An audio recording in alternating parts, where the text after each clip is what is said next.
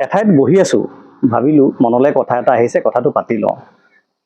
1985 চনৰ পৰা এতিয়ালৈকে বিগত 40 বছৰে কংগ্ৰেছ দলক এটা বদনামে খেদি ফুৰিছে যে তেওঁলোকে অসম আন্দোলনৰ সময়ত 855 জন আন্দোলনকাৰীক হত্যা কৰিছে।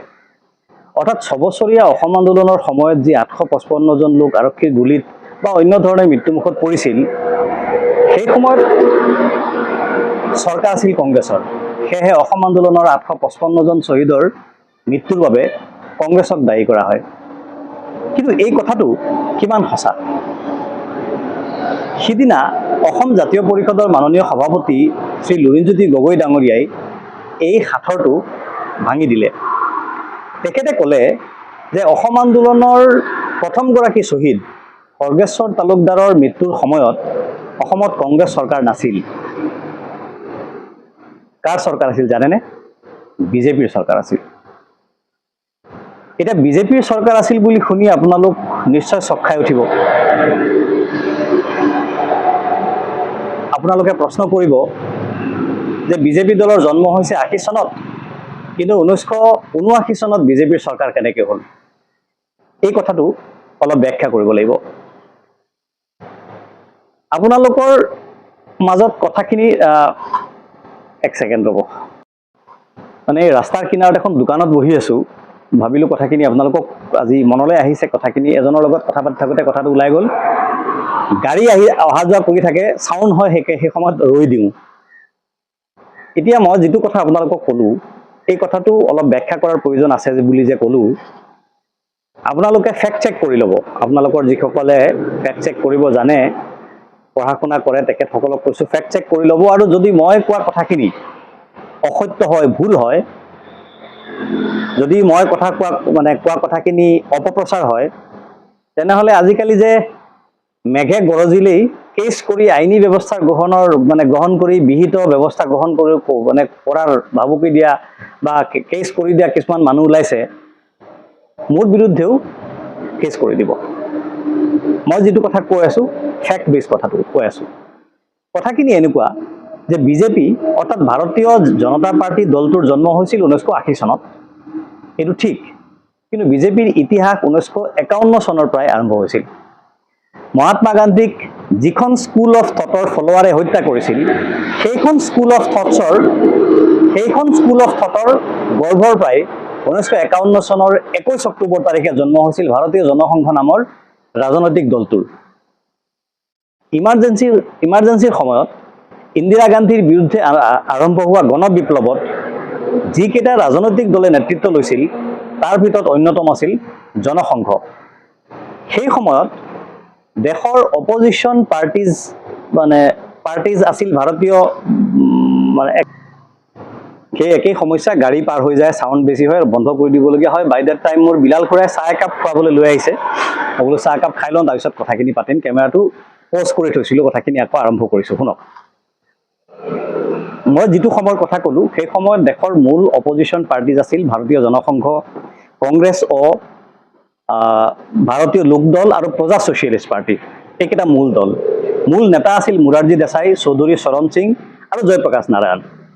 তেওঁলোকৰ লগত ডেকা নেতা আছিল ভাৰতীয় জনসংঘ দলৰ অটল বিহাৰী বাজপেয়ী আৰু লালকৃষ্ণ আদৱানী। পুৰণি মানুহে কথাখিনি জানে, নতুন যিসকলে নাজানে আপোনালোকে পঢ়া শুনা কৰিলে গম পাই যাব।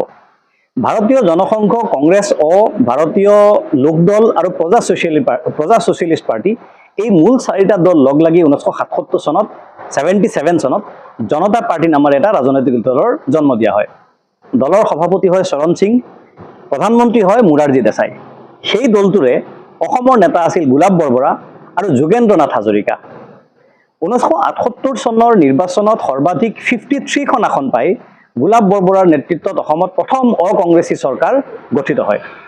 গোলাপ বৰবৰা হয় অসমৰ প্ৰথম অকংগ্ৰেছী মুখ্যমন্ত্ৰী।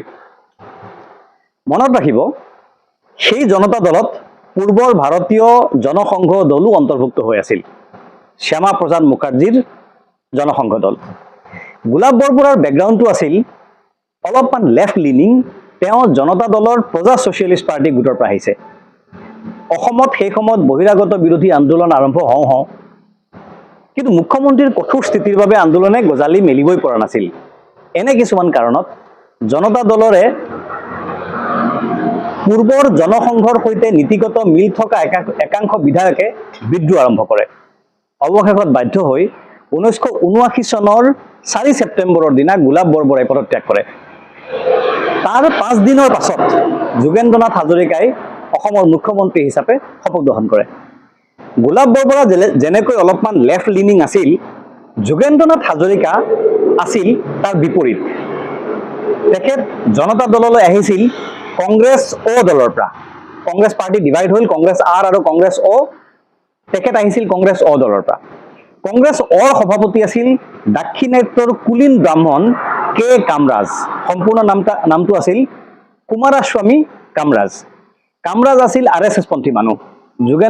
যোগেন্দ্ৰনাথ হাজৰিকা কামৰাজৰ ঘনিষ্ঠ আছিল। সেই সূত্ৰে তেওঁ জনতা দলৰ সোপন্থী শিবিৰৰ প্ৰতিনিধি আছিল। যোগেন্দ্ৰনাথ হাজৰিকাই মুখ্যমন্ত্ৰী হিচাপে শপত গ্ৰহণ কৰাৰ পিছদিনাই 10 ডিচেম্বৰ 1979 চন 1979 সেই তাৰিখৰ নিশা বৰপেটা জিলাৰ ভৱানীপুৰত খৰ্গেশ্বৰ তালুকদাৰৰ মৃত্যু হয়।